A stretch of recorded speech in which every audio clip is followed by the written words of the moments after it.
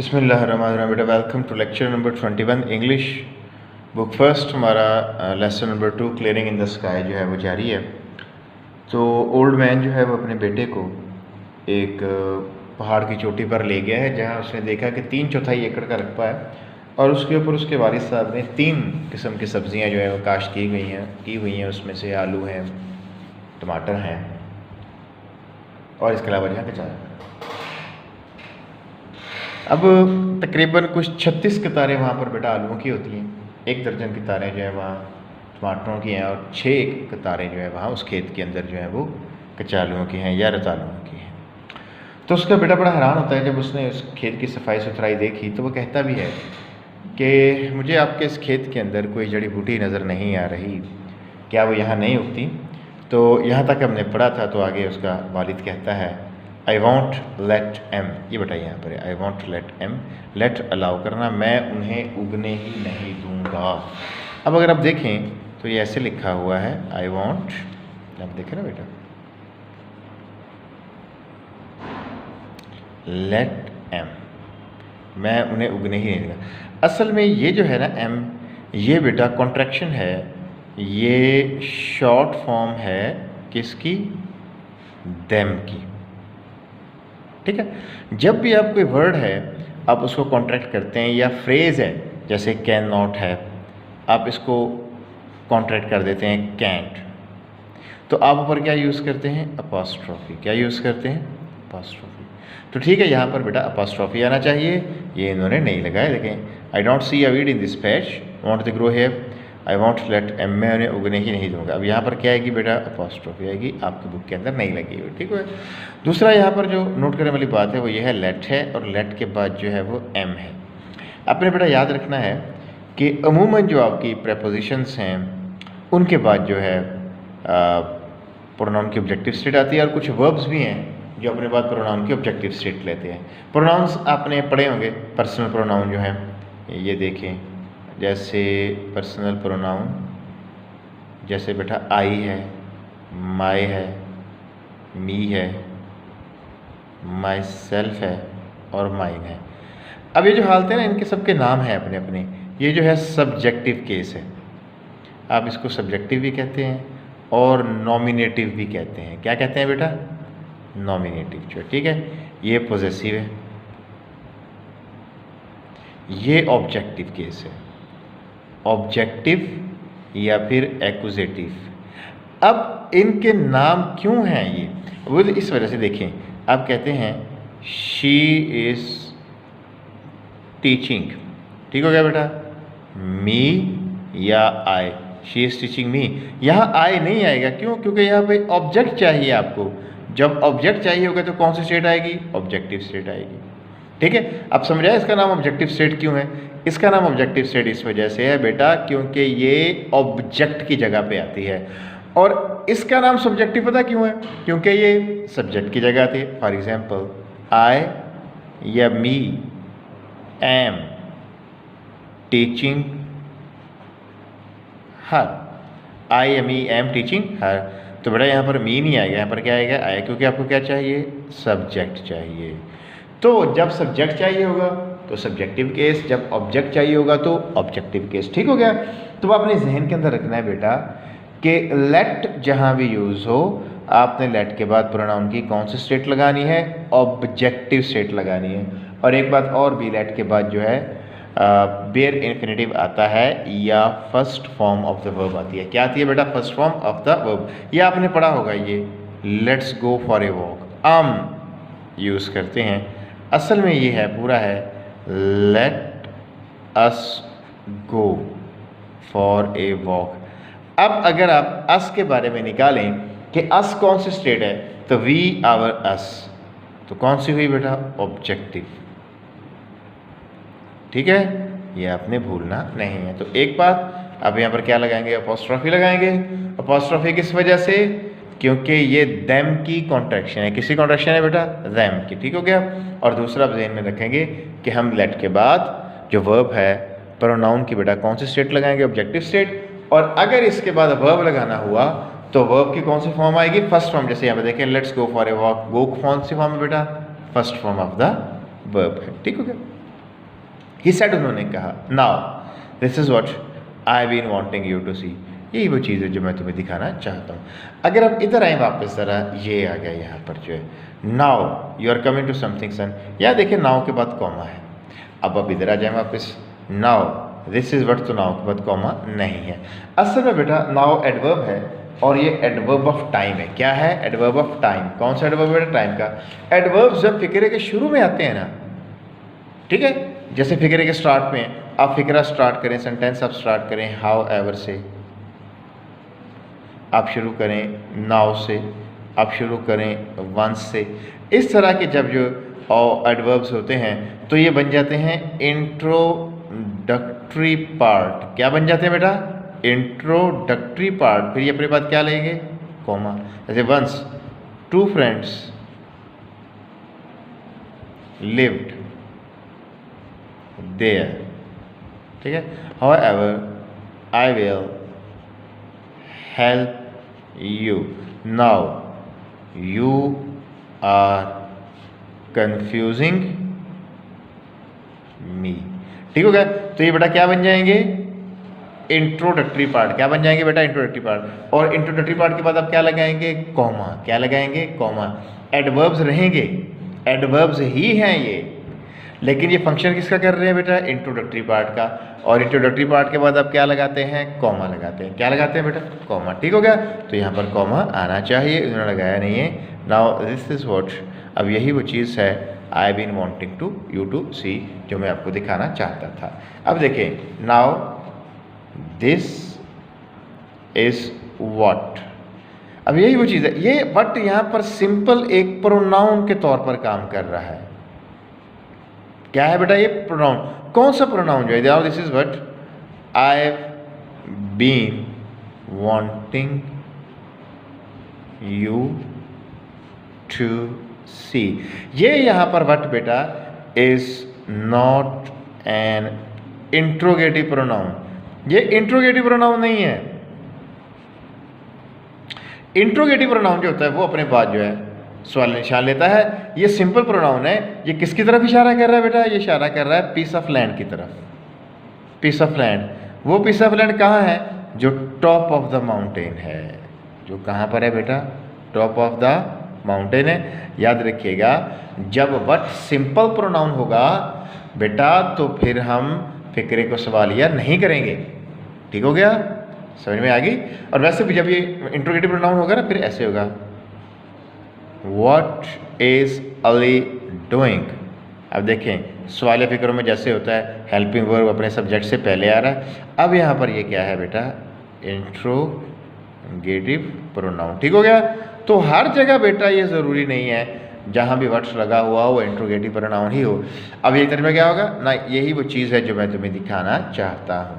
आगे उसका बेटा कहता है this is the cleanest patch I have ever scene, यानी इससे साफ सुथरा रकबा मैंने कभी कहीं नहीं देखा। क्लीनेस्ट सुपरलेटिव डिग्री है बेटा, और याद रखिएगा सुपरलेटिव डिग्री से पहले क्या आता है? डेफिनेट आर्टिकल द आता है। आई ब्रैग्ड, मैंने इतराते हुए कहा, बट मगर आई स्टिल डोंट सी। सी है ना, सी पहले भी आया था चैप्टर नंबर 1 में भी हमने बताया था बेटा। सी के 3 अपने तर्जमे, एक होता है समझना। क्या होता है बेटा? समझना। एक मिलने आना और एक देखना। यहाँ सी का तर्जमा क्या है? समझना।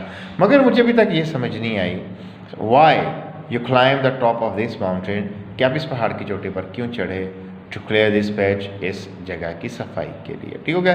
But I still don't see why you climb the top of this mountain to clear this patch, कि आप इस पहाड़ की चोटी पर क्यों आए? और and you did all this against your doctors order, और आपने ये सारा कुछ अपने मौलजीन की हिदायत के बरक्स किया, ठीक हो गया बेटा? अब ज़रा ना इसको थोड़ी सी मुश्किल बात है, ज़रा गौर से देखिएगा। She said to me, Y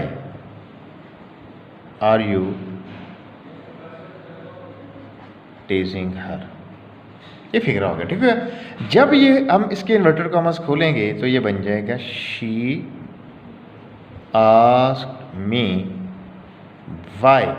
अब ये फिक्र की सवालिया का सेक्शन है, सवालिया नहीं रहेगी, सीधा हो जाएगा she asked me why I was teasing, अब ये ठीक हो गया, ठीक हो गया। She asked me why I was teaching her. अब इसकी ज़रा वजह नोट कीजिएगा, ये देखिएगा बेटा, हु आस्क्ड, किसने पूछा बेटा, मी, सॉरी शी, तो शी आपका क्या निकला है, सब्जेक्ट।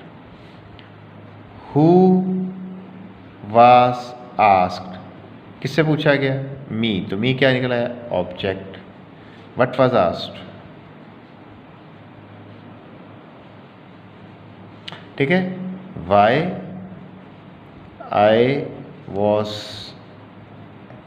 टीजिंग हर, तो ये भी इसका क्या निकला है, ऑब्जेक्ट। यानी इस फिक्रे में ये जो वर्ब आस्क है, इसके बेटा कितने ऑब्जेक्ट हैं, एक ऑब्जेक्ट है इसका मी, और दूसरा ऑब्जेक्ट क्या है, वाई आई वाज टीजिंग हर। ये पूरी एक क्लॉज है जो किसका काम कर रही है, ऑब्जेक्ट का। किसका काम कर रही है बेटा, ऑब्जेक्ट का। याद रखिएगा, when a clause acts as an object, जब ऑब्जेक्ट के तौर पर काम करती है, it is a noun clause. ये कौन सी क्लॉज होती है बेटा, नाउन क्लॉज। और याद रखना है, noun clause is not interrogative. ये इंट्रोगेटिव बेटा नहीं होती, नाउन क्लॉज इंट्रोगेटिव कभी नहीं होती, ठीक हो गया। अब अगर आप यहाँ पे ये कहते हैं, still don't C why you climb the top of this mountain, अगर आप इसको सवालिया बना देंगे तो ये फिक्रा गलत हो जाएगा। क्यों, क्योंकि ये नाउन क्लॉज है। ये किसका वर्ब, किसका ऑब्जेक्ट है, सी का। ये पूरा जो है, why you climb top of this mountain to clear this patch, जो है ये ऑब्जेक्ट है। ये बेटा ऑब्जेक्ट जो है किस वर्ब का ऑब्जेक्ट है, और वर्ब कौन सा है, वो सी। नहीं समझ आई बात की, नाउन क्लॉज हो गई। और नाउन क्लॉज बेटा कभी भी सवालिया नहीं होती, इस बात को अपने अच्छी तरह अपने ज़हन के अंदर बैठा लेना है।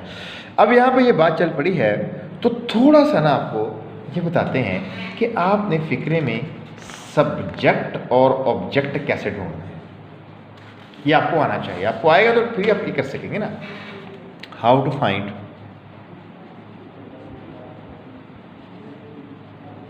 ऑब्जेक्ट एंड सब्जेक्ट, ठीक है। अब आपने क्या करना है, फिक्र है ना, उसका वर्ब उतार ले नीचे, ठीक है। उससे पहले आप लगाएं हु या व्हाट। क्या लगाएं बेटा, हु या व्हाट, तो आगे आपका क्या निकल आएगा, सब्जेक्ट। क्या निकल आएगा, सब्जेक्ट। इसी तरह आप फिक्रे में निकालें वर्ब, नीचे ले आएँ, अब उससे पहले लगाएं हु या लगाएं व्हाट, हु या व्हाट। उसके बाद आप इसमें ऐड करें be verb, be, is, am, are, was और वर्ब। और वर्ब की कौन सी फॉर्म आए, थर्ड फॉर्म, तो बेटा आपका क्या निकलेगा, ऑब्जेक्ट। याद रखिएगा, हु और व्हाट से क्या निकलेगा, आपका सब्जेक्ट निकलेगा, हु और व्हाट से ही क्या निकलेगा, ऑब्जेक्ट निकलेगा। कैसे पता चलेगा बेटा, ऑब्जेक्ट हमेशा थर्ड फॉर्म में होगा। किस में होगा, थर्ड फॉर्म में। और थर्ड फॉर्म से पहले ये बी वर्ब लेगा।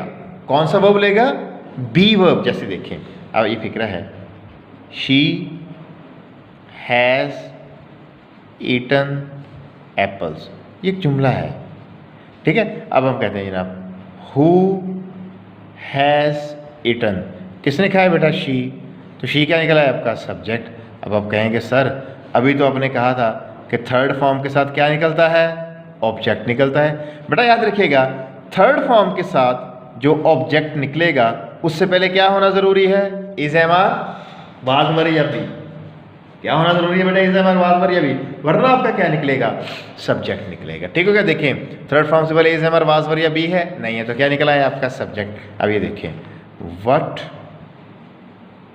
हैज़ बीन ईटन, अब देखिए बी आ गया, एप्पल्स, तो एप्पल्स क्या आ गया बेटा आपका, ऑब्जेक्ट, ठीक हो गया। अब जैसे सेम यहां देखिए बेटा,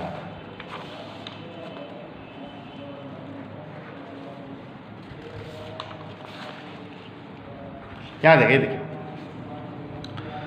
हु वाज आस्क्ड, सबसे पहले क्या, हु आस्क्ड, इस नंबर वाजवर आया बीच में, नहीं आया, तो क्या निकला है आपका सब्जेक्ट, हु वाज आस्क्ड, वाजवर के बाद थर्ड फॉर्म आ गई, मी, तो ऑब्जेक्ट। यानी is am are was verb के साथ हु और व्हाट के साथ जब बेटा क्या लगाएंगे, third form of the verb लगाएंगे तो क्या निकलेगा आपका, ऑब्जेक्ट निकलेगा। इसके अलावा जो मर्जी लगाएं वो क्या निकलेगा आपका, ऑब्जेक्ट। फॉर एग्जाम्पल ये देखिए, stones were thrown at the buses. ठीक हो गया, जुमला हो गया। अब बताएं जनाब, वट वर थ्रोन, देखें is am are was were के साथ आ गया ना, ठीक है। तो क्या क्या फेंकेंगे, स्टोन्स, तो स्टोन्स बेटा क्या आ गया आपके, ऑब्जेक्ट। बेटा याद रखिएगा ये जहन से निकाल दें, काम करने वाला सब्जेक्ट होता है, जिस पर काम हो रहा है वो ऑब्जेक्ट होता है। इस डेफिनेशन को छोड़ दें अब आप जो, वरना आपसे बहुत मसला हो जाएगा आपके लिए। ठीक हो गया। अच्छा अभी देखें, हु थ्रू, किसने फेंके, नो सब्जेक्ट, सब्जेक्ट है ही नहीं तो ना हो, हमें क्या बेटा, नो प्रॉब्लम। अभी देखें, she slept peacefully last night, ठीक है जनाब, वो पिछले रात बहुत आराम से सोई। हु स्लेप्ट, कौन सोई बेटा, शी, तो शी आपका क्या निकला है, सब्जेक्ट। क्यों, ऑब्जेक्ट आपका कैसे निकलता है, ऑब्जेक्ट निकलता है is am are was verb के साथ कौन सी फॉर्म लगाने से, थर्ड फॉर्म लगाने से। ठीक हो गया, तो शी क्या निकला है बेटा आपका, सब्जेक्ट निकला है। अच्छा, हाउ शी स्लेप्ट, कैसे सोई बेटा, पीसफुली। ठीक हो गया, तो ये आपका क्या निकल आया, एडवर्ब, कौन सा, मैनर का। हाउ का जवाब होता है मैनर का। व्हेन, कब सोई बेटा, लास्ट नाइट। ठीक हो गया, तो व्हेन कौन सा एडवर्ब होता है, एडवर्ब ऑफ टाइम। तो इस फिक्रे के अंदर she slept peacefully, she slept peacefully last night, no object. तो फिक्रे सब्जेक्ट के बगैर भी होते हैं और फिक्रे ऑब्जेक्ट के बगैर भी होते हैं। ठीक हो गया बेटा, समझ आ गई आपको। अब ये जो है मुझे अभी तक ये समझ नहीं आया, भाई क्या समझ नहीं आया, why you climb to top of this mountain to clear this patch, कि आप इसी पहाड़ की चोटी पर क्यों आए, and you did all this against your doctor's orders, और आपने ये सारा अपने मौलिजीन की हिदायत के बरअक्स किया। यानी मौलिजीन ने तो उसको हिदायत दी थी भी घर जाएं, आराम करें, सुकून करें, और आप जो है इधर भागे फिर रहे हैं जनाब, यहाँ पर जो है और खेती बाड़ियाँ कर रहे हैं जनाब। और हालांकि खेती बाड़ी जो काम होता है ना बेटा, ये वैसे भी बड़ा मुश्किल काम होता है खेती बाड़ी जो है, याद रखिएगा इसके अंदर बड़ी फिजिकल एनर्जी जो है वो कंज्यूम होती है, और दिल के ऊपर बड़ा प्रेशर आता है। और ये जो बुज़ुर्ग था, ये ओल्ड मैन था बेटा, ये हार्ट का पेशेंट था, शायद आपके इल्म के अंदर ना हो या शायद आप जानते भी हों बेटा, जो हार्ट पेशेंट्स होते हैं इन्हें मॉर्निंग वॉक भी मना की जाती है कि आपने मॉर्निंग वॉक भी नहीं करनी, दिल के ऊपर स्ट्रेस आएगा, आपने वर्जिश भी नहीं करनी। हालांकि वर्जिश का तो सभी कहते हैं, वर्जिश सेहत के लिए अच्छी होती है। समझा रही है ना बेटा बात की चाहे। विच वन, कौन सी हिदायत, ही आस्क्ड लाफिंग, उन्होंने हंसते हुए पूछा। Then he sat down on a big oak stump. Oak होता है बेटा शाह बलूत का दरख्त होता है, ये कौन सा दरख्त होता है, शाह बलूत का, और स्टम्प होता है कटा हुआ तना।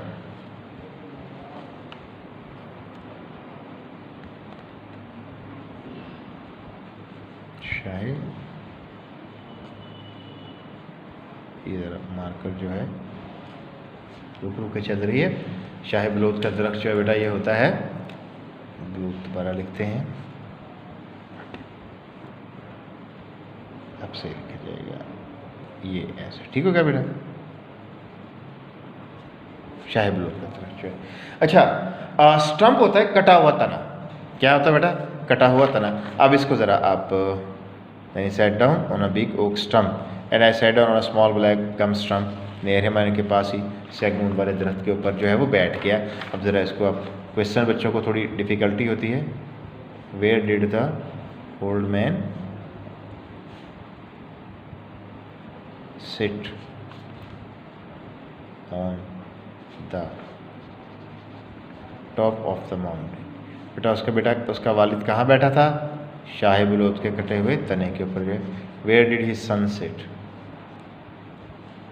और उसका बेटा कहाँ बैठा था, वो उनके पास ही है, कौन से, स्मॉल ब्लैक गम स्टम्प नियर हिम। ये बेटा एडजेक्टिवल है, तो एडजेक्टिवल जो फ्रेज़ होता है हम उसके अंदर क्या लगाते हैं बेटा, हाइफन लगाते हैं। क्या लगाते हैं बेटा, हाइफन। जैसे पीछे आपने पढ़ा 37th स्ट्रीट, वो भी एडजेक्टिवल है, ये स्टम्प को क्वालिफाई कर रहा है। This was the only place on the mountain, ये पूरे पहाड़ पर बेटा वहाँ जगह थी, where the sun could shine to the ground. अब लफ्ज़ी तर्जुमा आएगा, जहाँ सूरज ज़मीन तक पहुँच सकता था। दूसरे लफ्ज़ों में बामवर तर्जुमा कैसे होगा कि जहाँ सूरज की रोशनी ज़मीन तक पहुँच सकती थी। And on the lower side of the clearing there was a rim of shadow, lower बड़ा ज़ेरी जानब जो है इस ख़ताए राज़ी के एक साए का हल्का सा बना हुआ था। रिम होता है बेटा हल्का, हल्का होता है दायरा, हल्का क्या होता है बेटा, दायरा जो है, ठीक है।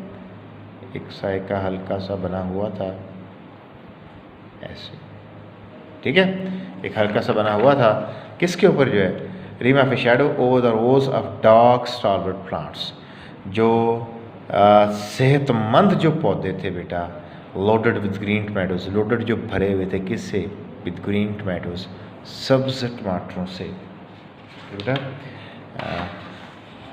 सब्ज टमाटरों से लदे हुए सेहतमंद पौधों के ऊपर जो है साए का एक दायरा सा बना हुआ था। ठीक है बेटा, आज के लिए इतना काफ़ी है। ये हमारा लेक्चर नंबर 21 यहाँ पर एंड हो गया। ठीक है, अब आपने इसके अंदर ये याद रखना है, यहाँ एम के ऊपर अपॉस्ट्रोफी है कि लेट के बाद ऑब्जेक्टिव स्टेट जो है, और फिर जो बेटा वाई के बाद फिक्रस वालिया क्यों नहीं है, वो इस वजह से बेटा कि ये नाउन क्लॉज है। ठीक है, और यहाँ पर जो है this is what I have been wanting you see, यहाँ पर व्हाट जो है सिंपल प्रोनाउन है, ये बेटा इंट्रोगेटिव प्रोनाउन नहीं है, ये आपने भूलना नहीं है। इनको आप हाईलाइट रखा करें बेटा, ये बातें हाईलाइट कर लिया करें, जैसे वट को हाईलाइट करें और इसके ऊपर लिख रहे हैं जनाब ये सिंपल प्रोनाउन है, और इसके अलावा इस क्लॉज को हाईलाइट करें और इसके नीचे लिखें ये नाउन क्लॉज है, और साथ में ये लिख लें नाउन क्लॉज बेटा सवालिया नहीं होती। ठीक हो गया जनाब। अच्छा, कौन सी हिदायत उसने हंसते हुए पूछा। अच्छा, ये कहाँ बैठा, ये हमने लिख लिया। अच्छा, way was present the rim of shadow, where was lying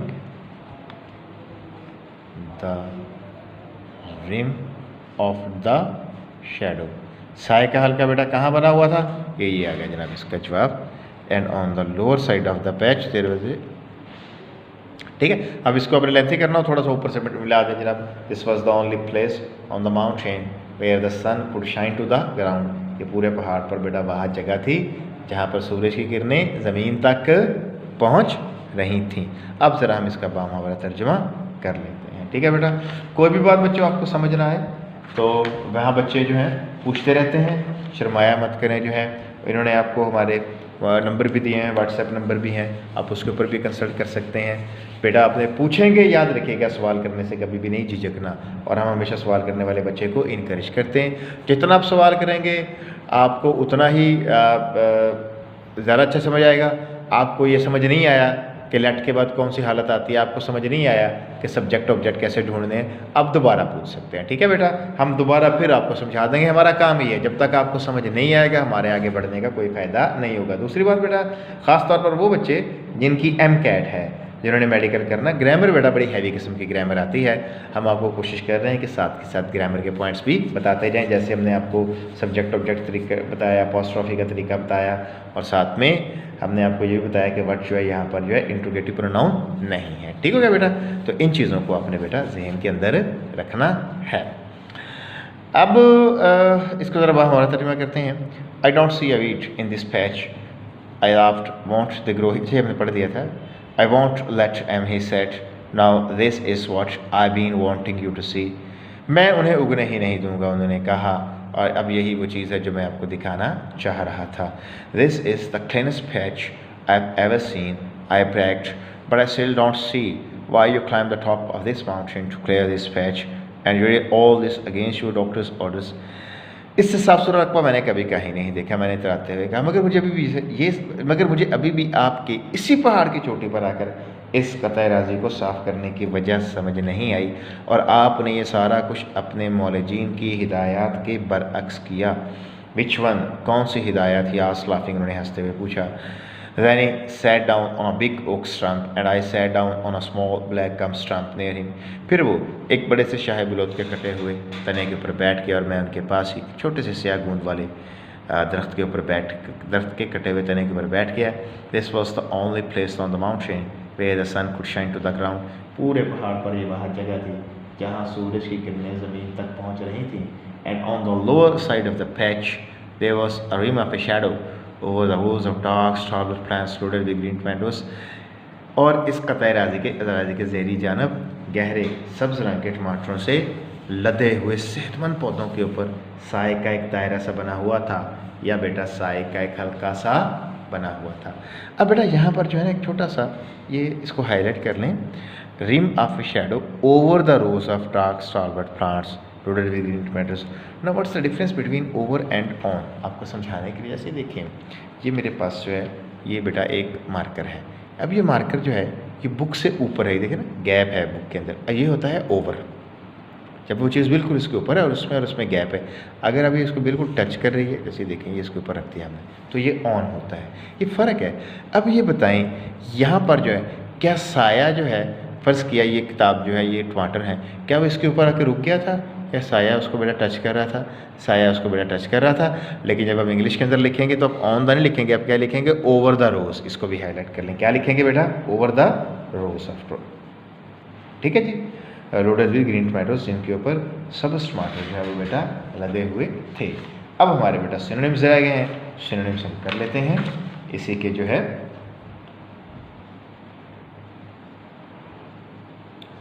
ठीक है। लेक्चर नंबर हमारा 21 है। सबसे पहले I don't see a weed, weed हमने अच्छा पहले लिख लिया था। आई वॉन्ट लेट, सबसे पहले बेटा लेट, लेट इजाज़त देना, ठीक है। अल्लाह, कॉन्सेंट, एग्री होना बेटा, ठीक है। आई वॉन्ट लेट एम, मैंने उगने ही नहीं दूंगा, ही सेड। अच्छा, this is the cleanest patch I have ever seen. I brag, brag हमने पहले लिखा है, फिर लिख लेते हैं ब्रैग, इतराना। बूस्ट बेटा बहुत दफ़ा इसका आया है, बड़ा हम सिनोनिम है बूस्ट। सेल्फ प्रेस को भी कहते हैं, अपने मुंह में मिट्ठू बनना, ठीक है। क्रो, कौवे को भी क्रो और कौवे के कां कैं करने को भी कहते हैं, और बेटा ये साथ में इतराने को भी कहते हैं। एक वर्ड होता है स्वैगर, ये भी हमने पढ़ा, क्योंकि पेपर में तो नहीं आया लेकिन आप लिख लें, ठीक है जनाब। उसने मैंने इतराते हुए कहा। सी, समझना, यहाँ पर सी से क्या मुराद है बेटा, समझना, अंडरस्टैंड, कॉम्प्रिहेंड। हमने बताया था ना 3 तर्जमे होते हैं इसके, मिलना, देखना, समझना। तो यहाँ पर बेटा ये किस सेंस के अंदर है, समझने की सेंस के अंदर, परसीव, ठीक है। Why you climb this mountain top and against your doctor's, which one, he asked laughing, then he sat down on a big oak stump. Stump बेटा, स्टंप होता है कटा हुआ तना, ठीक है। ये कहते हैं स्टप, STUP, स्टप बेटा इसको, ठीक है। रिमाइंडर, रिमाइंडर होता है जो बाकी हिस्सा बच जाए। असल में पता क्या होता है, जब दरख्त काटते हैं ना ज़मीन से, तो ये पॉसिबल नहीं होता कि आप दरख्त को जड़ों समेत निकाल लें।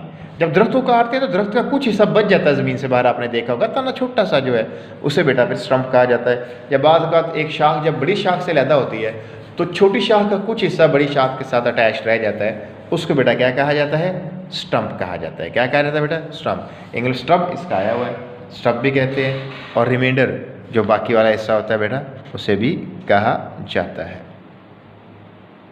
Where the sun could shine to the ground and on the lower side of the clearing there was a rim. Rim बेटा मैंने जैसे आपको बताया हल्का।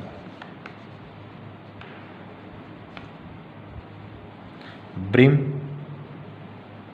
कहते हैं, सर्कल को कहते हैं, ठीक है बेटा, हल्का। Over the rose of dark stalwart, stalwart बड़ा हमें बेटा बड़ी दफ़ा आया है।